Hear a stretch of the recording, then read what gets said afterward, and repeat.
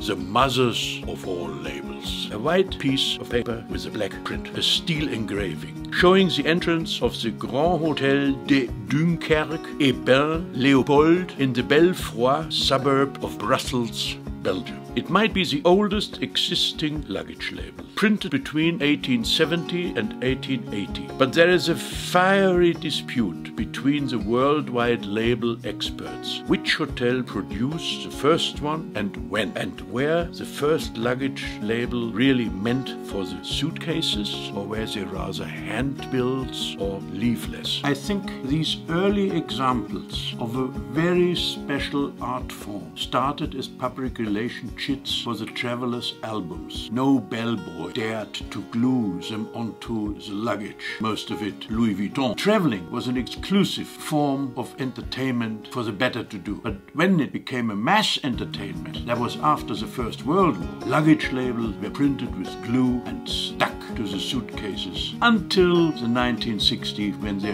went to death. Here's another very early one, from Morrison's Hotel in Dublin, Ireland. Also from the 1880s, and also so rare you can't get them. They all vanished or are in museum collections and almost never shown publicly. I got mine from the great-grandson of a very early traveler in Auckland, New Zealand, who found them in a forgotten album, in a forgotten suitcase, in a forgotten corner of a forgotten attic. Pure museum pieces, priceless. If you enjoyed this video, then hit the like button and subscribe to this channel.